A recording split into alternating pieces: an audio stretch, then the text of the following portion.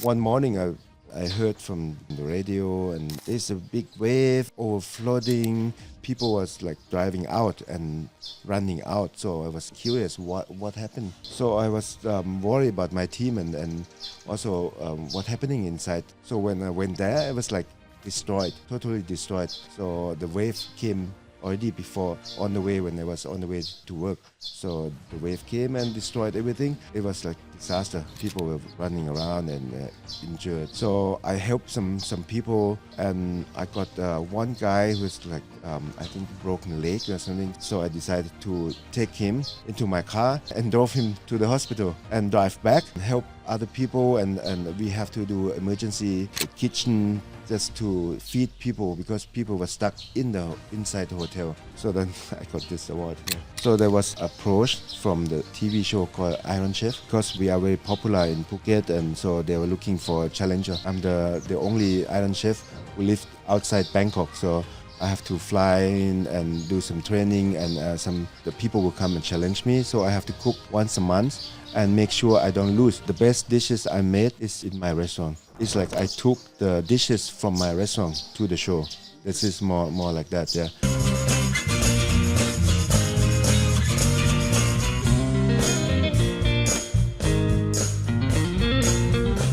Welcome to Fruiting Body Podcast with your host, Brendan. We are here in Phuket, Thailand, and we have an absolute legend of a guest making his first appearance on the podcast before we get out of here. It is Chef Noi, better known as his full name, Tamasak Chootong, Khun Tamasak Chootong. Now, he is the owner of Suay, but it's more than that. We don't got just Suay, we got Daily Dose, and there's multiple locations coming across the island. In my opinion, this is the absolute best restaurant on the island. It's a sleeper. If you don't know about it, I don't know where you've been. You've been under a rock. So, without further ado, let's get this podcast started with Chef Noi. Okay, first, thanks for coming on the podcast. We're gonna, as we do it on this podcast, we keep it pretty simple, understanding your journey and life story. So can you walk us through it a little bit? Like, we understand your background. You've started off in Hat Yai as a young child. You've moved to Bangkok and you pursued your career to becoming a chef in Germany. But just walk us through that a little bit. Yeah, first, thank you for having me here. So I was born in Hat Yai and then I raised up in with my aunt in Bangkok for 14 years. So with age of 14, I moved to Germany to my mom because she was living there with her husband. And so it's my stepfather, a German stepfather. So I moved after them and then so I grew up in Germany and I start to get into the kitchen was when I was like 20, something like that. Yeah, 20. Were you just, I mean, obviously you're in Germany, so you're cooking German food at the beginning. In the beginning, yes. Yeah, when we start in the school, we have to learn our basic German cooking. So that was quite not an easy start for me because by that time there was I was like 20. This is like 30 years ago. So 30 years ago, back there in Germany, there's not a lot of foreigners doing cooking, mostly Germans. And I'm like one of the first foreigners that learn German. Now, were you primarily, are you speaking Thai at home and German? Were you speaking any English at all at this point? Yes, I speak to my son English, sometimes Thai and English, yeah, and also of course at the restaurant at work, I speak a lot of English, mostly, yeah. Okay, now getting into this Thai cuisine and German cuisine, this is completely different. I mean, one is full of flavor, the other one's quite bland and fried. When you were younger, working in Germany, were you trying to bring a Thai fusion into German food or European food? Not at all, not at all. So I was like. Start off with German and then go into French classic cuisine and then that's it. And then I started my career on the cruise ship on the Queen Elizabeth. So I was working and cooking international food. So it was nothing to do with Thai. Even people look me, hey, can you cook some curry for me or some Thai food? So I have no idea how to do that. But then I learned when I got back from Germany to Thailand, when I started to work with JW Marriott and the Banyan tree.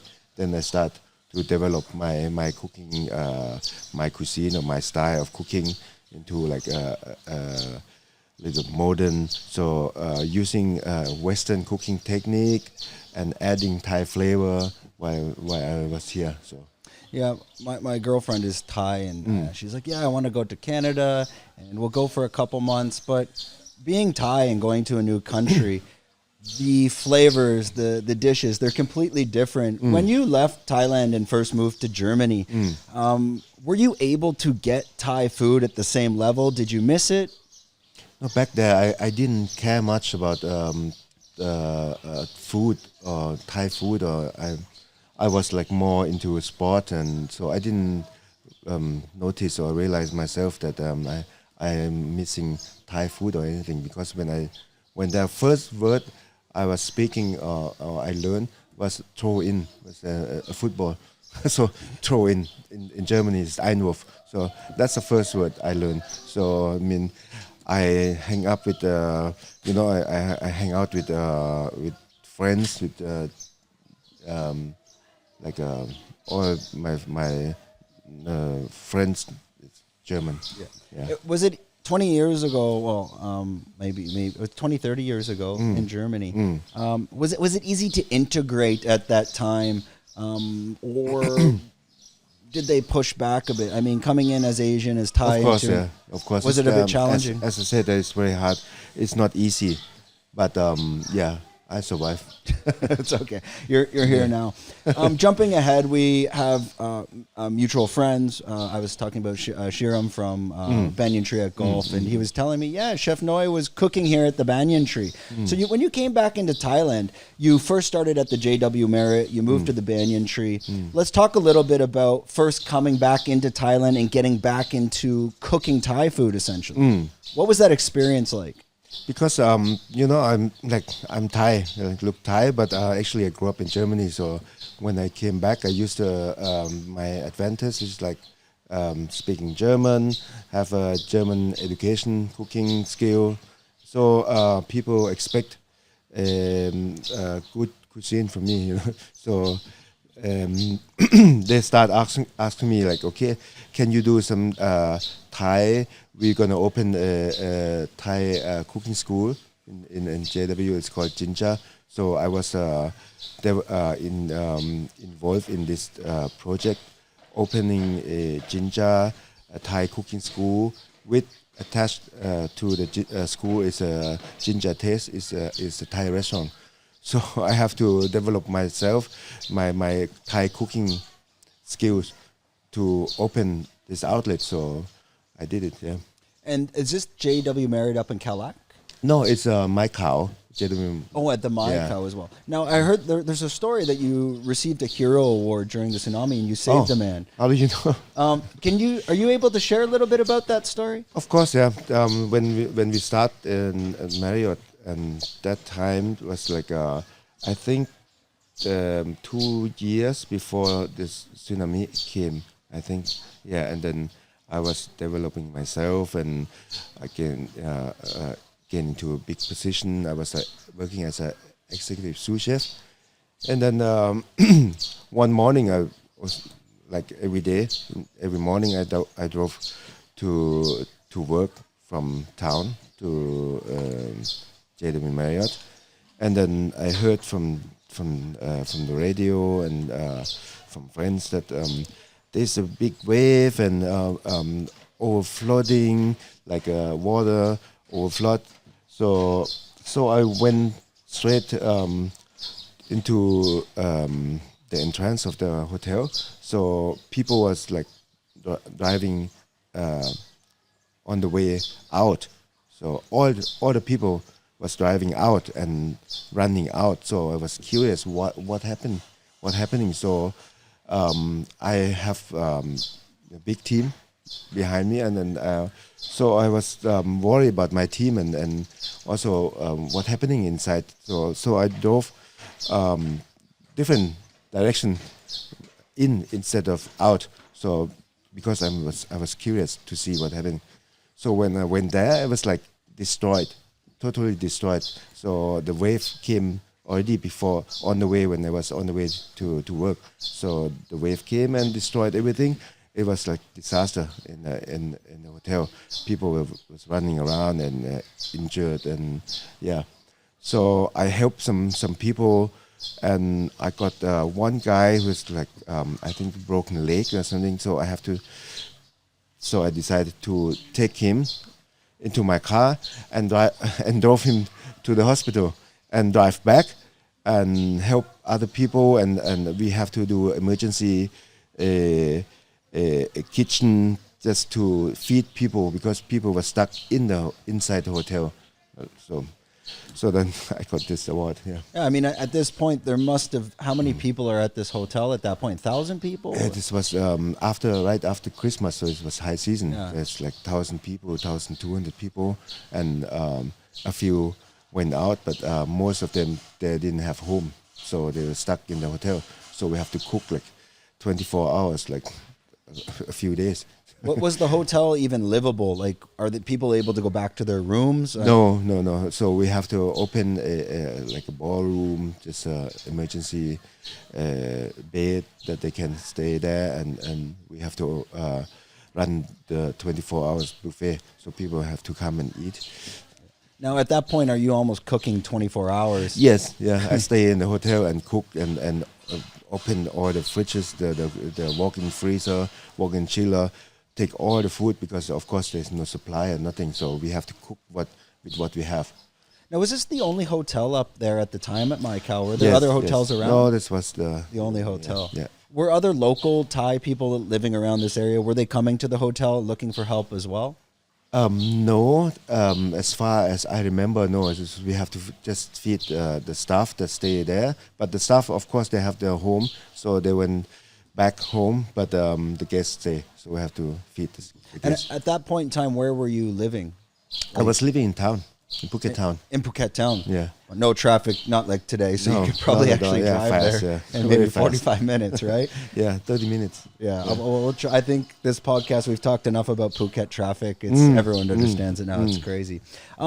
Let's moving forward from there. Now you're working at the Banyan tree as well. After JW Marriott.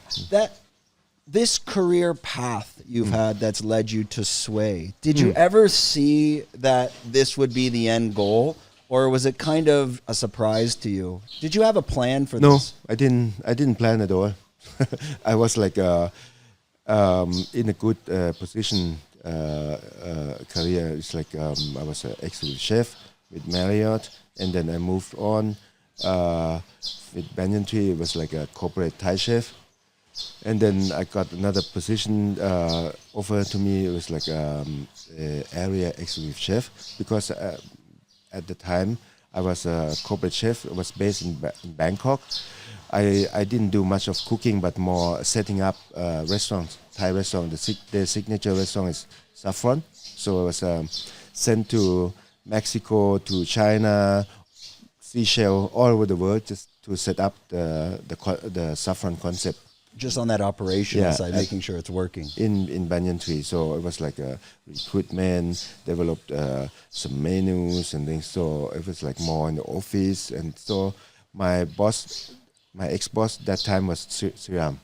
So one day I walked to him, like knock on his door. Like after maybe 1 year, I say like, Siram, I mean, this position is very nice and the job is very nice, but I need more action.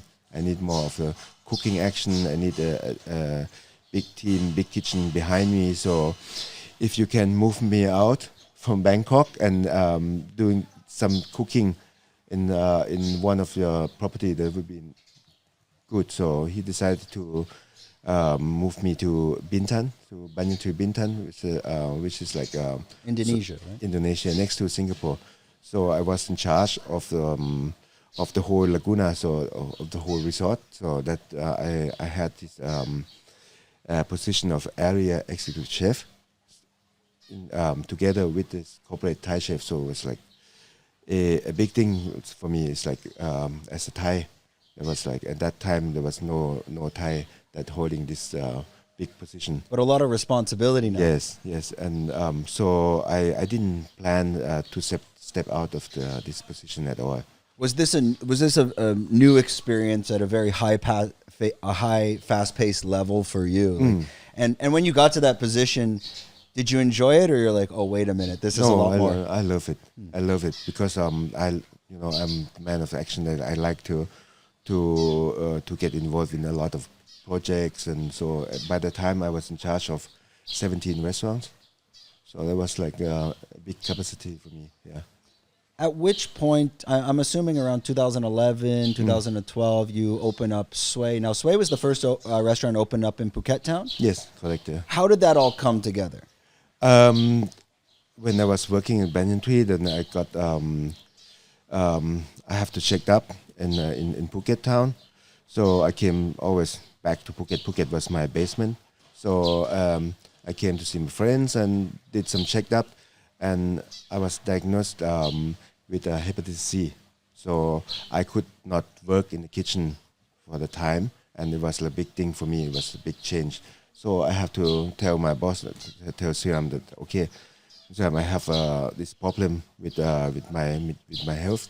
I need to stay home and take care of myself.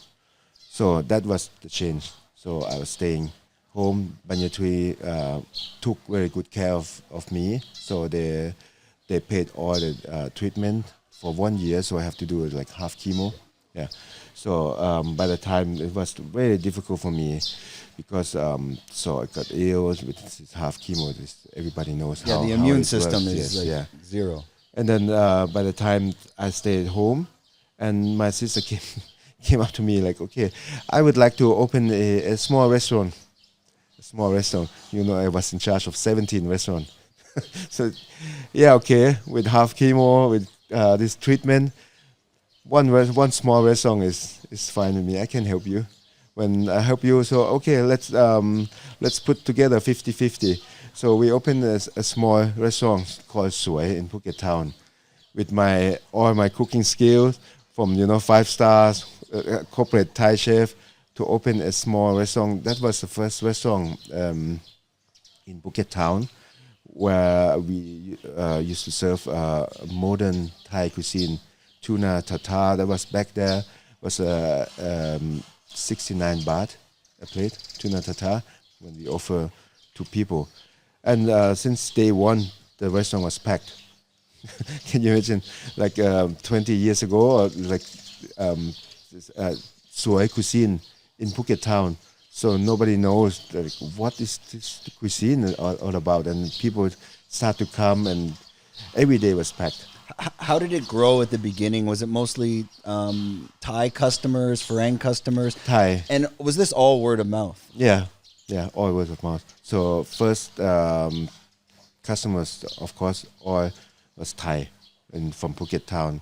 But the customer came, that was like the one that I would say foodie, the one that has experience of 5-star dinner experience, like eating outside Thailand in a hotel, so they know my cuisine, they know the level of my cuisine.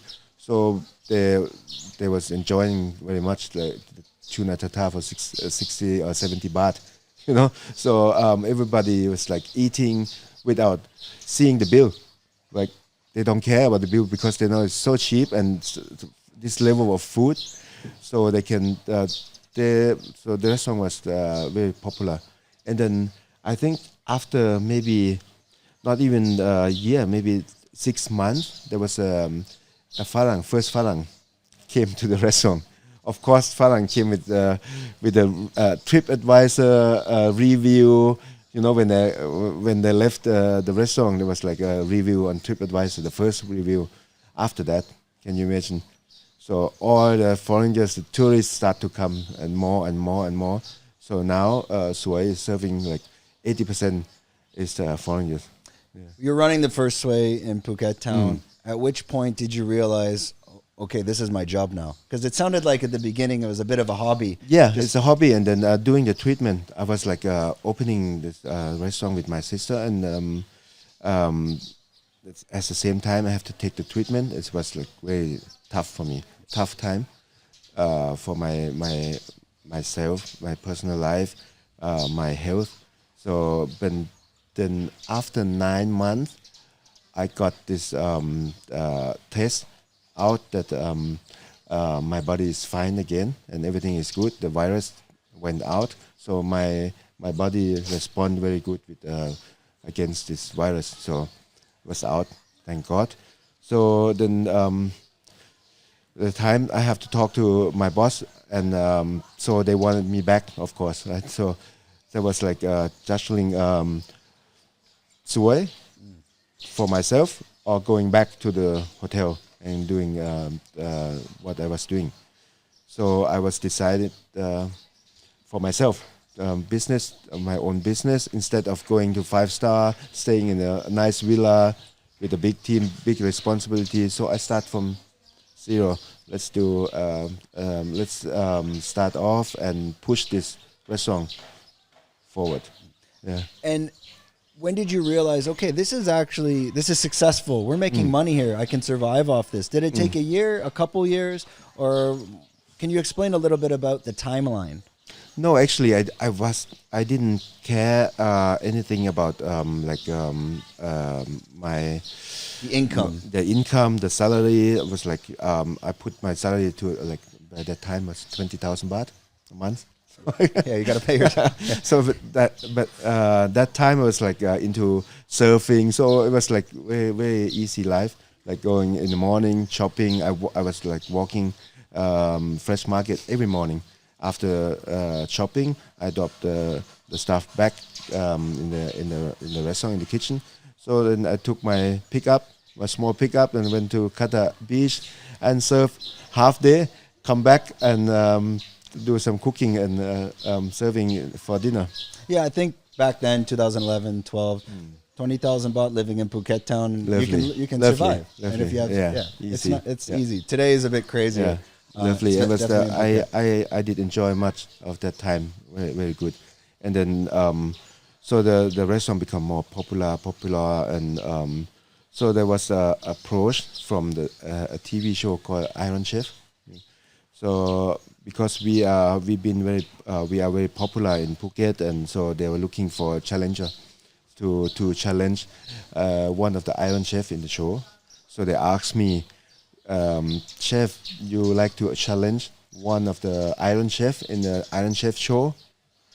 So I said like, no, why would I challenge anyone? Because I like in that time also, you know, coming back from culinary school in Germany, working on the cruise ship, executive chef, corporate chef.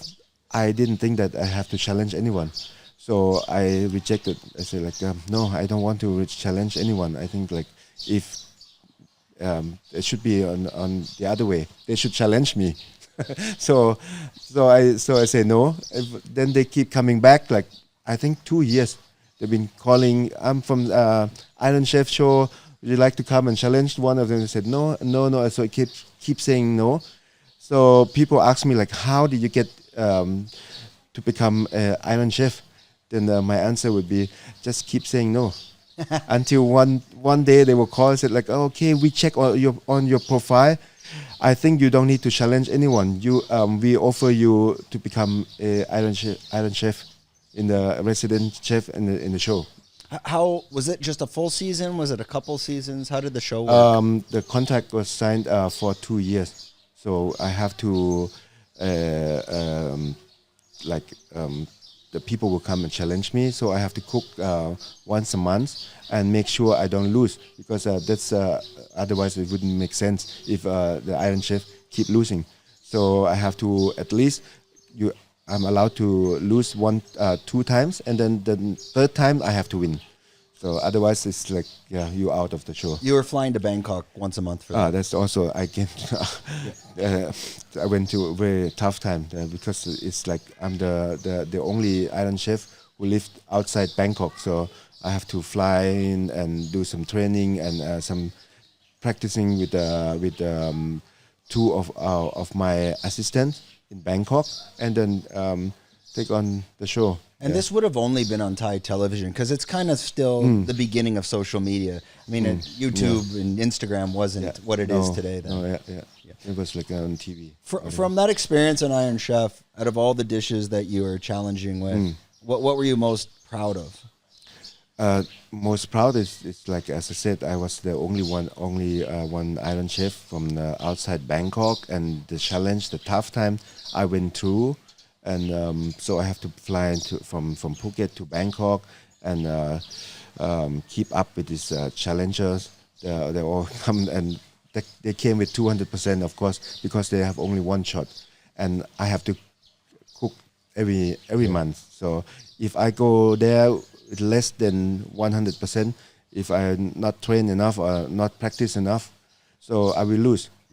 So I was keeping up all throughout these 2 years. Was there a dish you made that you're like, okay, I think this was one of my best dishes I've made on that show, and can you remember that? No, the best dishes I made is in my restaurant. The show is like I took the dishes from my restaurant to the show. This is more like that, yeah. But of course with a lot of show, the TV show that I was like instructed to create a really crazy recipe, just TV, the show. So the show must go on. So it's like some of the dishes, you could not even sell it in the restaurant because no one will eat it. It's more for television. Yes. You're talking about the beginning of the menu at Suay. You're starting with the tuna tartare. Can you talk about the first menu? Can you still remember that first menu at Suay? Is it still what you're selling today, or has it evolved? Yes, the tuna tartare is like been on our menu for I think 16 years or something since the beginning. And also another one is like the lamb chop, of course. Everybody The papaya. Yeah, the papaya salsa, everybody favorites, and the miang kam, the miang foie gras. So that's been this signature dish has been on the menu over 15 years. You're creating this European Thai fusion. As a chef, how do you hold the essence of the Thai cuisine to be sure that when people are eating it, they're going, this is Thai fusion, this is Thai European fusion. When you're structuring this, how do you make sure that you're capturing that? With all my flavor, my cooking skills, so I just develop things that I love to eat. So I like to eat Western food, adding Thai flavor, a little bit of Thai flavor. So this become my signature, my cuisine. Yeah. And just making sure there is a very well balanced style too. So I find I've been many times, more than I can count. And you can eat it with your eyes closed, and you can taste the Thai in it, especially like the foie gras with the chili and the little tamarind sauce. It's cooking is all about adding flavor, balancing flavor, like a synergy together. Yeah, the foie gras you could eat normally with orange, foie gras, orange. It's balanced, it's matched together. So we add orange skin into the sauce of foie gras and add some orange segment and add some other ingredient into it, so that balance the flavor. Yeah. At the beginning, you're in Phuket Town, and you say you're going to the market every day. Well, the market's right there in Phuket Town. Yeah. How do you source your produce today and continue to be able to execute and give the quality that Suay does? By day by day, just staying in the kitchen. Don't never forget where you come from. Never forget your root. How did become to from that point to this point. So I go there every day in the kitchen. I don't stay out of the kitchen. And your ingredients, are they all primarily coming from Phuket? Or is it coming Phuket from Town, Bangkok? local, and of course now since as you go bigger and bigger, now it's like I think we are the biggest F&B operator on the island now. We have 220 staff, so we a company that managed restaurants. So I still use local produce, and also we have to use supplier that deliver all the fresh For the meats ingredients. Yeah, come in. I cannot just walk every day or every morning in the market anymore. So there's a team, a big bunch of people that going for me to the market every morning. But then, of course, as I said, I have to be in the kitchen when I see things are being delivered. I can see if it's okay. Where is this coming from? Who ordered this, and where is this? Like, this is not the quality I want, so I have to change. So it's just being in the kitchen and control it. Yeah. Being a business owner myself and a business owner yourself, probably one of the challenges we both face is not micromanaging, but it's very difficult. You want to yes. watch everything very closely. As you grow so large with Daily Dose, multiple locations of Suay, you have a catering company, at what point are you able to kind of step back and put people into position? And mentally, how do you handle that? As you said, put people in the right position. It's the most important thing is your team who stand behind you and help you with everything, so you don't have to worry going backwards. So you just have to go forward. So this is always a challenge. But yeah, it's about team. Yeah, select the right people, have the right team behind you. So yeah. If you were not a chef and running all these restaurants, successful restaurants around Thailand, what could you see yourself doing? Would you just be surfing the whole time? Surfing, any sport, I think. Yeah, surfing. Now I'm big time into tennis. Yeah, so I'm more like a sportman. Yeah, I think I would do some sport profession. Yeah, you're about almost 50 years old. Yes. Yeah, I'm turning 40 this year. As we grow older, our minds are still 15. When you transition from these sports, from surfing to tennis, how challenging is that as you grow older? You're like, okay, maybe my body isn't what it was. No, but I keep myself very fit, and yeah, I play tennis every day. And last night when I spent some time, I spend every night with my chef, with my people. Last night we spent some time at Daily Dose, so I still grabbed my skateboard and I was like cruising around on the street. It was like 12 o'clock in midnight. Yeah. The importance of keeping the mind young, especially in a fast-paced environment, working in restaurants, is this a key to your success? Yes, but the key, as I said, is my team. So you have to be responsible for your team, support them, and make sure they're growing with you. I think a lot of people listening to this, it's going to be much more localized, and these are questions going to be the purpose of a lot of these questions would be from the audience in Phuket. And I think a missing part of the story is, can you walk us through the evolution of Suay, step by step? We are starting in Phuket Town. What brought you up to Cherntalay, and what brought to the expansion of Daily Dose? Oh, that's very simple. Three questions. From Phuket Town to Cherntalay, it's because I have a house here in Cherntalay. When I was working in Banyan, I decided to buy a house. Then that time I opened a map. It was Cherntalay was the middle of Phuket. This is the center of Phuket. So I picked Cherntalay because it's in the middle. It's central. So I bought a house there, and then I rented out.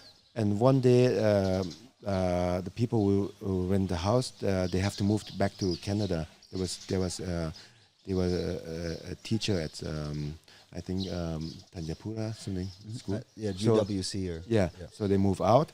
So I was decided to stay in the Phuket Town or keep renting that house. So I decided to move back to my house. So when I moved back, of course, then that area is still nothing much happening. So this was like only I can remember Taste restaurant, maybe Siam Supper Club was there. It was like maybe name, with the name, a restaurant with the name that Tonka. Yeah, Tatonka. Tatonka. Yeah, Tatonka. This is pretty much it. Yeah, so that's nothing much there. So I was new in that area. So when I lived there, why not opening another restaurant? So I decided to look for a location, a good location, and that time was like Ban Vana came up, like because I found Ban Vana close to my house. It's just like 5 minutes drive. So I decided to open in Ban Vana. That was I think the best move. Yeah, especially I think for now and today, because the traffic, everything south of Blue Tree is just crazy. So Boat Avenue it's kind of considered its own place. But now with all the development up here, you're the only one out here. Exactly. That was already 8 years ago. Yeah, It was and there's no way you would have thought of this. It's Yes, impossible. yes, Because I mean, people- 8 years ago around here, I mean, past that 8 side road, there was cows walking around. Exactly. You wouldn't have seen this. Exactly. So people was like asking, even my staff was doubting, like, Chef, are you sure? It's like the guests will come and find us here in Banvana. I said, yeah, I think so. Yeah, if you build it, they will come, right? Yeah. So it was like popular since day one. Yeah. Again, What year did that open? 8 years back. So, About 8 yeah, years ago. yeah. Time goes. I think I've been here 8, 9 years. I don't like to think about it too much. Yeah. And then finally, Daily Dose. Now, did that come around? Was it before or after COVID? During the COVID. During the COVID. During And the what COVID, made you decide that? And talk a little bit about Daily Dose, because it is much different than Suay. It's its own thing. Yeah, because I like to eat very simple food when I'm at home. I don't like to eat like fancy cuisine. Just a simple sandwich or spaghetti or anything like because I grew up in Germany, so I grew up with bread, of course. Sandwich is one of the favorite things to make and easy to eat. So I went around and tried to find a good place to eat sandwich. I couldn't find it by that time. There was like only one place was like bake, so I could eat some good sandwich, but it was not good enough for me. So There's still Yeah. very few restaurants are doing sandwiches. yeah, at that time. So I decided to open a small shop for sandwich that I could eat my own sandwich there. Yeah, I was eating there too. I was eating the curly fry and the hot dog. My Yes. girlfriend, she yells at me, "Stop Yeah. eating the hot dog." So the signature is I like it, the first one of the first signature was the shrimp sandwich. Yes, this one I was eating. All Yeah, the time. so that was the start of the Daily Dose. So when we opened Daily Dose, this was during the COVID time. Again, the road from Boat Avenue. The front road normally is the road towards Laguna where Siam Supper Club is. We are in the back road. Yep. Yeah.